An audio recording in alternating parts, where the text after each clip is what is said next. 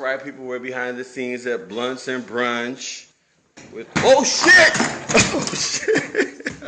Fucking up already, yo. I spilled the OJ and knocked the joint over. My bad. Baby, still water. Lands no peace, disease, still water. Want you to die, that's crazy, still water. Air still free, so we still water. LA made me, baby, still water. Still water. LA made me, baby, still water. Goddamn hair in there, what? Still water. Put your hands up, then pour all that in my cup. Sorry, I can't buy none, but I'm drinking till my time's up. So pour me more in my cup. I'ma hold your line up.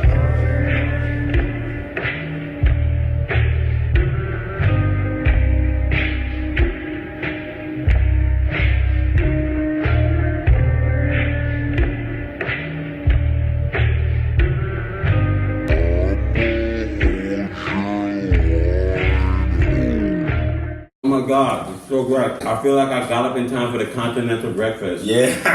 Like the- What time is it? 9:27. Okay, let's get down there. Hurry up. And bring the Tupperware so we can put our shit, we can bring stuff back to the room. That's dope. We got Buttah Man on 310. You damn right. Because, I like it. because we committed to this shit. Fuck everybody but comedy. Y'all stupid. Niggas be trying to have families and relationships and shit. What the fuck? You a comedian, Dog, motherfucker. I barely You see. drop everybody. Only like non-comic I hang out with. A lot of times it's my cousin. That nigga funny and shit too. Yeah, that nigga funny, so. He funny as fuck. I do some ultra. You know what? I don't even be drinking like that. I know you know people what? that do put You know it. what? Yeah, you know what? I'm gonna just put a little splash. and then Splash. yeah. Splash. I'm there already. Little man and myself didn't get to paint titties, man. I think it was a couple. Like a dude was painting her from the back, and a chick was painting her from the front, and she was sitting in a chair in the middle. At some point, they did invite people that if they wanted to like paint on her. Really? You could have painted on some titties. Man, I've never painted on them titties either. At one point, I'm like, wait, are y'all inviting us to paint this chick's titties? Y'all guys come on over. Where grab a am nap. I right now? That shit was cool as fuck, yo. I'm going to the next Yeah, I'm one. gonna do next one too. Yeah. I'm gonna email them again. Like, hey man, when's the next event? I gotta be there. You need me to bring anything? I'll bring something. That's what I like about LA, man. Like, motherfuckers would definitely be on their artsy. Oh yeah, they try to chill be a little shit. different. Yeah, you know what I mean? Like, they don't. People out here really trying to create stuff. There's like the Hollywood, like who you with, waiting in line shit. And then there's the, oh shit, like fuck all that. We just gonna get in somebody's apartment and smoke and drink and do all that Yep, shit. or in the right there. basement Yeah, somewhere, yeah. out somewhere, and we're just gonna create from it. This shit is popping. I can totally see you turning this shit into like your show is gonna be like an event. You know what I'm saying? And, like, people so come. you find it, yeah. That's you what know I mean? want. That's what I wanted to be So too. you have a brunch spot and Yeah. motherfuckers actually do that shit. Yeah, like we record the show, but then there's also like a brunch like promotion thing going on every week. Oh, I ain't about to be lit today. What is up, everybody? Welcome to Blunts and Brunch with the man Arthur Hamilton. It's good to be here, you guys. I'm pretty toasted already. I had some Candy early this morning. Why? I don't know. I just drank some while I was cutting my hair, so I'm already dead, man. I've been in my thoughts. It's been a crazy week. It's always a crazy week. I had to cuss people out this week, y'all. And I've been waiting for a motherfucker to try me, y'all. And I did it was real light, you know what I'm saying? It was like a diet soda cuss out, you know what I mean? So I didn't get the full burn, you know what I mean? I wanted to give it to them though, but you know, I set the fire on their ass just a little bit, and they know now. Don't do that shit to me. 'Cause I'm a real nice dude, man. People just out here just disrespectful. Hollywood blew people's heads up, y'all. That shit is ridiculous. Sit down, be humble. Come on to Blunts and Brunch, sit down and be humble. Smoke some of this weed. It's Black History Month, you guys. Shout out to all my brothers and sisters out there. It's gonna be a real black month, y'all. We've been through a lot of shit this past year. Clothing companies don't give a fuck no more. They just straight up disrespect black people, and they make money off the shit. Tired of that shit, y'all. Real tired of it. But you know, we gonna shine out of that, y'all. We gonna shine. Today we have my special guest, my homie, my big bro, Buttah Man, y'all. This man has been doing it for a minute. I look up to this dude. It's funny, like I was following him on Instagram before I even moved back to LA like 3 years ago. Then ended up coming out here. When I moved out here, I went to one of his shows and met him in person, man, and boom, been my boy ever since. If it wasn't for him, shoot, I would never be at the Comedy Store, y'all. So shout out to my family, but we're gonna bring him on real soon. We'll go ahead and check out this clip. Your personal greeting is.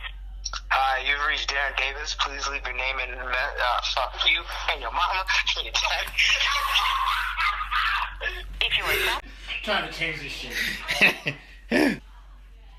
Hi, you reached Darren Davis. Please leave your name and your message, and I'll get back to you as soon as your mama comes to suck my dick. What the fuck was that? That's gonna do it right. Let's go to the kill. Hi, you've reached Darren Davis. Please leave your name and your number, and I'll get back to you as soon as possible. Okay. It took him 18 tries. Welcome my special guest, my good friend, my homie, Buttah Man. What up, bruh? I'm happy to be here, man. Finally. Yo, let me tell you, I fired my whole team because I was like, yo, why the hell, yo, Arthur, you got a show. You're my homie. Why am I not on your shit? Disrespectful comedy shit. I'm sorry, man. I've been getting bombarded. I know it was episode 10. So it's a special joint. It's a special joint. special That's episode, what's man. up. Special episode. Yo, for real, man. I'm proud of you, man. This is a dope platform, man. Thanks, man. You hustle, putting that content out. I'm learning from you, man. You don't wait for anybody to put you on your shit. Mm-hmm. You make your own shit. You don't wait for nobody to put you on. Everybody out here in LA be on this crazy, waiting for the put you on ferry to fly in your window and sprinkle and they put be you mad. on dust all over you. They be mad at it's the not world. happening. It's not happening. You gotta Word put up. yourself on, man.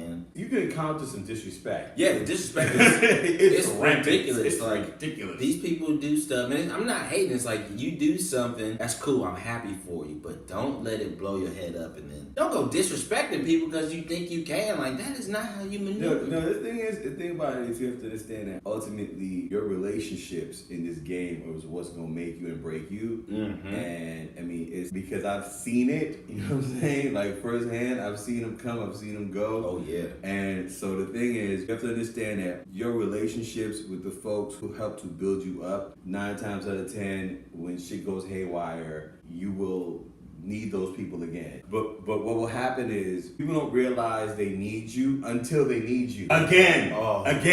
Again. You're like, wait a minute. I thought we weren't cool no more. Yeah, now you being all nice. and now I gotta pretend You gotta- like as if you didn't just do some crazy. Yeah, like there ain't no static It's there. crazy. Like, it's clearly static. But there's good ways you can use that to your advantage. Mm-hmm. Like some of the disrespectful stuff. Like for instance, like I know you got comedians watching your show. Mm-hmm. I have been a recent beneficiary of what I call the guilt booking. Now the guilt booking is when people have shows and everybody got their shows. And wait a minute, can I get in your joint? And they say yo, exchange my information, just hit me up, send me a text message, DM me. And you DM them, yo, can I get on your show? And then you don't hear back from them at all. So since my approach to comedy is I treat comedy like it's my abusive boyfriend. You know what I'm saying? So like when somebody gives me their information, I reserve the right to hit you up every week for the rest of your life. For the rest of your life. So I will be, you know what I'm saying? Like, Hey, you exchanged information from me, and you told me about your show, and I'm gonna hit you up every week for the rest of your life until you hit me back and say, whatever. Or better yet, because it's Hollywood and everybody kind of running around, you run into that person and they give you this. This is what I call the resting I owe you a call face. You see what I mean? Like, I see you all the time, and then you run into that and you get, I owe you a call, don't I? And so what happened was the person who booked the show saw me. He gave me the best thing, whatever. And it was like, bro, I'm gonna book you right now, and I got the spot. The guilt booking, son. Guilt booking is where it's at. The game will drive you crazy, but there's good crazy. Mm-hmm. Good crazy in the sense of, being relentless, being hungry, and pushing forward. That's the good crazy. The bad crazy is, do you know who the fuck I am? Motherfucker! You know how many stuff I've just been on? Hollywood bitch me. He's like, what you mean you don't know who I am? I was just here last week. No, see, that's the bad crazy. You seen me on Instagram, motherfucker. Do you know how many followers I have? You just that's the bad crazy. I've done television, music, all that stuff, but nothing prepares you for the level of craziness. That's why it's like you gotta love this shit. Dog, I bet how was the craziness was like on TV and music? I was blessed because went from radio. Then I worked as executive at MTV. Yeah. Then I hosted a show on MTV Jams. And then started developing content and just working on a whole bunch of different stuff. The thing was, music people are crazy, but they have money. A lot of it. And comedy crazy is broke crazy. We broke as fuck. Broke, desperate crazy. Oh my God. And it's like in any other entertainment aspect where you have athletes or musicians or whatever, like they are making money and there's tangible assets that they have that you be like, okay, this is why you're like this. In comedy, it's like you get a couple TV roles and you like, which is like, no, wait a minute, but you haven't done anything yet. Yeah. You haven't done anything yet. Once you've been in this game, people are out here for like 10 years, 20 years. If you're not in it for the long haul, then it's not for it. Man, listen, you know, shouts to the show Murdoch. I've been doing the music at Crack 'em Up, you know what I'm saying? And it's been cool because I get to watch all these comedians. And when Flex Alexander came through, he had this amazing story about how, you know, this dude has been in all this stuff, you know what I mean? And then can be honest about the fact that he lost all his shit and the people who are treating him differently. And you think about the level of success that you want to achieve. We can all achieve that, but then we also have to be kind of like spiritually and mentally balanced. Oh yeah. When the lows happen, you got because it's the emotional roller coaster, man. Because if you don't know how to handle that, then that's gonna mess you up. I've seen people lose their mind already. It's gonna mess you up. So the thing is, I'm always a believer in being humble. You know what I'm saying? And the best thing about me, because I've seen so much, you know, as far as like people, you know, up and down, and you know, the whole concept of enjoying the moment, understanding, you can have your moments. Have your moments, man. This is a moment right here. Yeah, it's a moment. You're doing your show, and it's you know, people doing your stuff out here grinding. Like, it's a moment. Enjoy your moments. You know what I'm saying? But don't get to the point where you're evolving yourself, because there's a difference between growing up and then just trying to change yourself to fit into the you don't want to change yourself and buying into the system and all that other shit. And the people who last are the people who are like kind of still themselves. Honestly, I don't really. You have to go through life experiences to grow as a person and to grow as a comic. Yeah, you know what I mean? Because to be out here, you know, you know your material is coming from places where some fucked up shit done happen to you. So you just welcome those experiences, man. When you're doing this comedy thing, faith is very important because you don't see the success. You don't. You may only be in your struggle, but ultimately you see your success through the eyes of other people, the way they see you when you're doing that work. I've been seeing that lately too. People will tell you like, yo, bro, watch your show, or yo, you know, and that's how you kind of know you're doing it. To not be in your own head and understand that the faith that is required to do this work is real. When you know in your heart you're doing something that you love, you're gonna do it better than anybody else, and eventually somebody's gonna pay you to do it. And this is how disrespectful comedy is. This is disrespectful as fuck. You out here working, grinding, right? Any other job, right? You get paid when you do your job, whatever. Yep. It's the only job where like you out here doing your shit and somebody give you $20 to do a show and you are like, I just came up with $20. Or the bounty has fallen upon from the sky. It's $30. $50 doing comedy this week. I'm doing it. What? And they gave me free drinks and I have to buy my own drinks. What? Comedy paying off. What? Dog. Like, that's how disrespectful this shit is. It is, bro. The most I got paid $150, right? Okay. What? How was the sex, you slut? What'd you do for $150? You ain't doing something for $150. Man, the show was so fucking horrible though. They did not promote it well. It was a bunch of old ass, mean ass black people. They did not want to see that shit at all. It was at an Elks Lodge. Oh God. And so that's where they be every day. So your material's like, so you fall and can't get up. It wasn't your even, life alert breaks it in the other room. Dude, that was a bomb. Everybody bombed. And it wasn't even a year for me yet. Wait, was this in Arizona? Mm-hmm. Oh yeah, I know. I had the money, but I was like, damn, I feel disgusted right now. I don't feel this is up. And then 3 years later, we were like, man, I wish I could do that shit again. I would bomb with finesse. No, I be bombing with finesse. Oh, You know it, you know it. You know, I mean, so that's the thing about Suicide comedy. bomb. Like, sign me up, 150? Shit, I'll do it. I do that shit every day. How long you been doing comedy for? I started like in like the mid 2000s, and then I had a bad experience at a comedy club at an open mic, and I got so turned off by it, I just stopped doing it. At the time, I was working at MTV, and I went to this mic, and I brought all these people because motherfuckers always have you bring motherfucking shit. And so I would tell people and promote the shit, and everybody came out to check me, and there was nobody in the room, right? Then all my people came. Then all of a sudden, the promoter did the slick shit where he starts calling people, his boys, like, oh yeah, there's people in the room. All these comedians started coming through. So by the end of the night, I didn't get to go on. What? So when I went to the dude, it was like, yo man, this is what the promoter was like, I don't want another comedian in my face right now. Oh. And he just said this shit like on the street and just yelled. And I just remember that moment, I was like, you know what, fuck this shit. Like, I work for one of the most powerful media companies in the world. Yeah. Like, why am I kissing the ass of some dude who's probably a waiter in the daytime because he has an open mic night where I could be doing some other shit. Yeah. And I had got turned off from comedy in general because as a black male comic, you want to get on, right?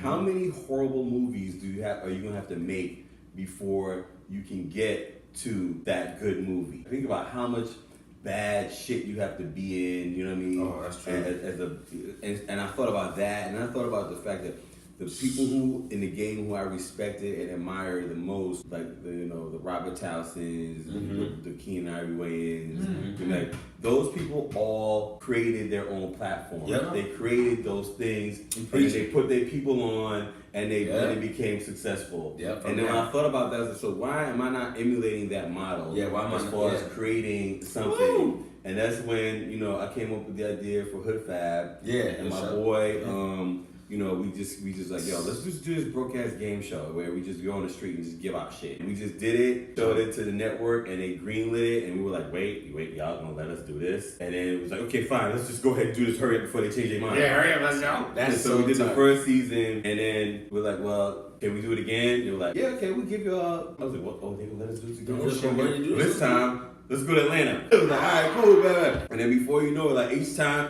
they let us re-up, we'd always be like, oh, really gonna let us go do this? Like, go to a city and just, we would go into the city and we would find like a rapper and we would go to the hood. Like, we were Rick Ross in Carroll City, Carroll Mart, where they filmed the Hustler video. And the mall would not let us go inside at first. And then Rick's people in them was like, look, we from here. Okay, guys, come on in. We was with, what's my man name? Shawty Lowe. And we were in the projects in ATL. I forgot what it was called, but it doesn't even exist anymore. Like they tore it down. And we was in there, and he was doing a block party for like all of the neighborhood where we came, right? And like he's throwing money around and barbecuing and cooking everything because we come in into these they're so excited because they're bringing cameras into the. That's so now, dope. Right? So the police, the housing police come over and they're like, "This is not an authorized function." And the dudes from the neighborhood was like, and these are like full on police, not like just like the police. Yo. Y'all know what time it is. Get back over there. And they went right back across the street and the barbecue continued. And I was like, I never saw cops get punched like that in my life. It was crazy.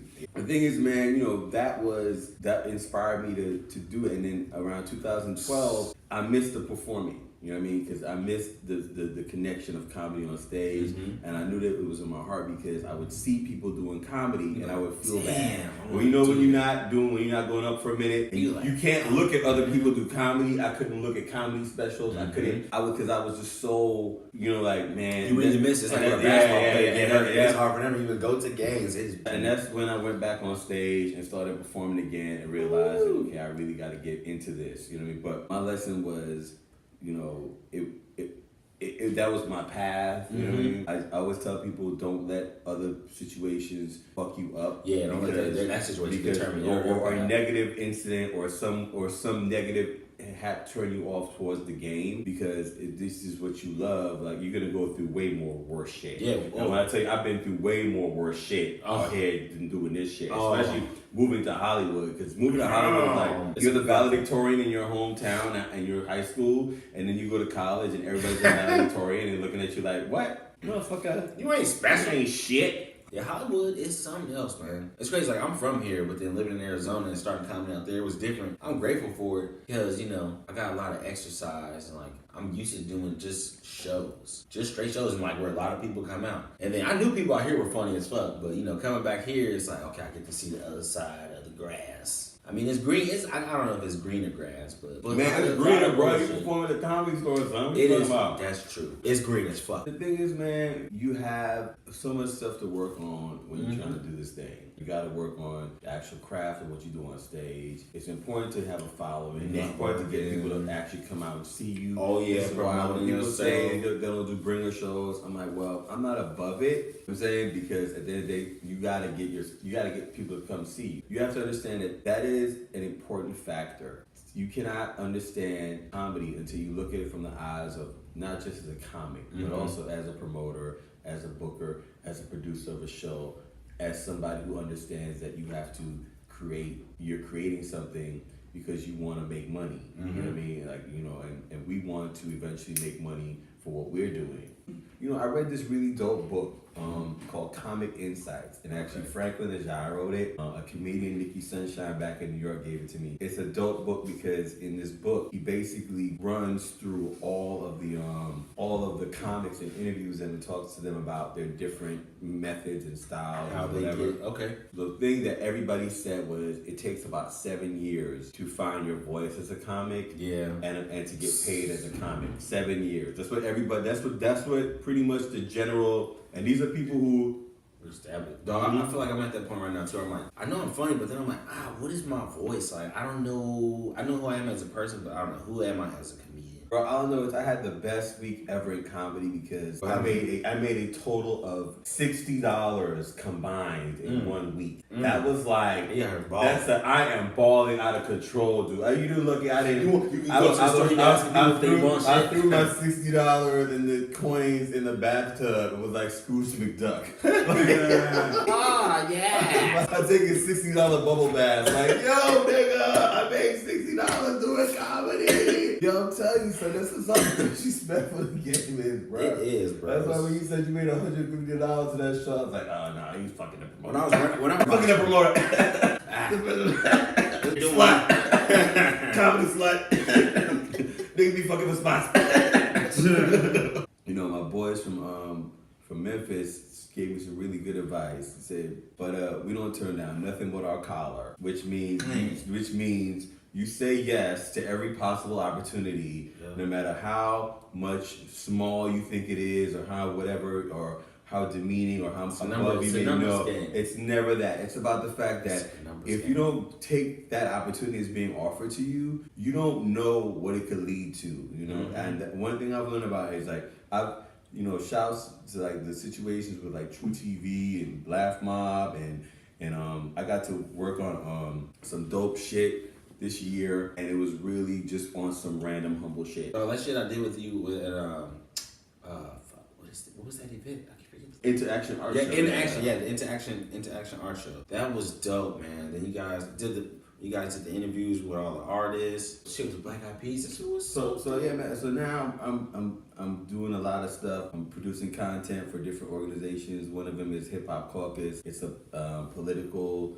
nonprofit, and they do a lot of outreach with hip hop artists, and we get them to do campaigns where they talk about voting and immigration rights and prison reform and just really like a lot of woke stuff. And we're actually launching a podcast for that All-Star Weekend. So I'm one of the hosts of that, but just really just kind of like getting the opportunity to create shit. And this is why, bro, I mean the network of the homies doing this, man, and just real talk, bro, like the fact that you guys are putting out content is dope. And that's what my message to everybody is like, you don't have to wait for somebody to put you on.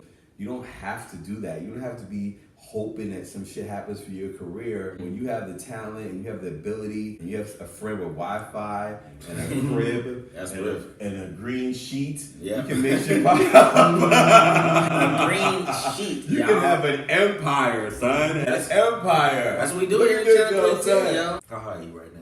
I'm really good in a good place. So our pastor Buddy said, I'm good. I am there too. Y'all, shout out to Can-Aid, y'all. Buddy got some Can-Aid in his drink. I'm gonna take this home as part of my my gift bag. Yes, your gift bag. Because yes.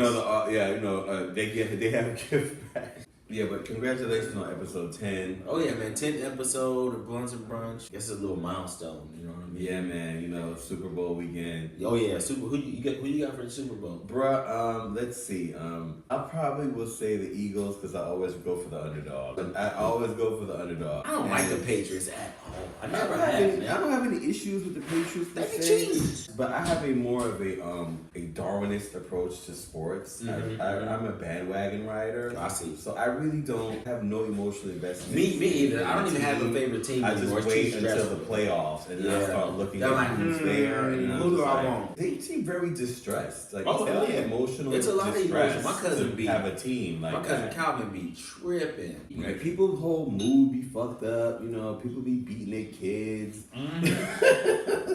Destroying their TVs. I hope the Patriots win tonight. His father will be very upset. I'm gonna have a good time. I'm going to a very LGBT friendly Super Bowl party. And those are always cool because it's dudes and no one gives a shit about the game. Everybody's just there to drink until the halftime show. And then they all watch the halftime show and then that's it. After that, it's over. It's back to there's no no one gives a shit. People just be, touchdown, nobody screams. People aren't wearing jerseys, they're just wearing colors that are adjacent to the uniform. They've been wearing the but in jerseys. their own little flair type shit. Like, I don't root for the Patriots, but I'm wear the fuck out this red, white, blue Gucci. That's what happens. Speaking of the Patriots, do my Shutcho ass up segment. I have to. Okay, go ahead, bro. It was just weird.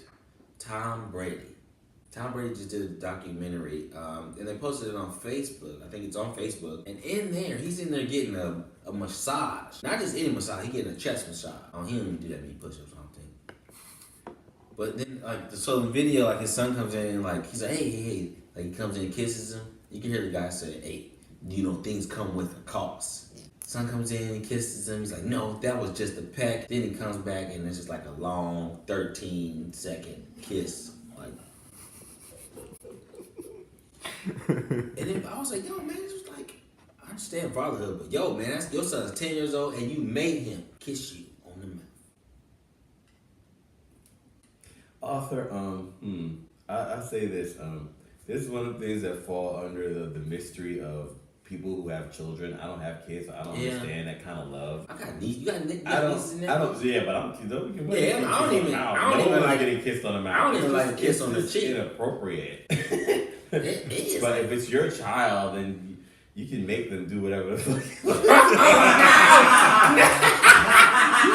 That's how that they just what he gonna do? Say give me a kiss. What's the 13-year-old kid gonna do? I kiss you, daddy. It's not gonna happen. He's gonna be like, yo, I need you. This the motherfucker that buys all my shit. That's a real ass perspective. Damn. Your dad is Tom Brady, yo. Do you know how much props and love and respect he? I don't know, yo. I don't know, yo. I don't see a lot of.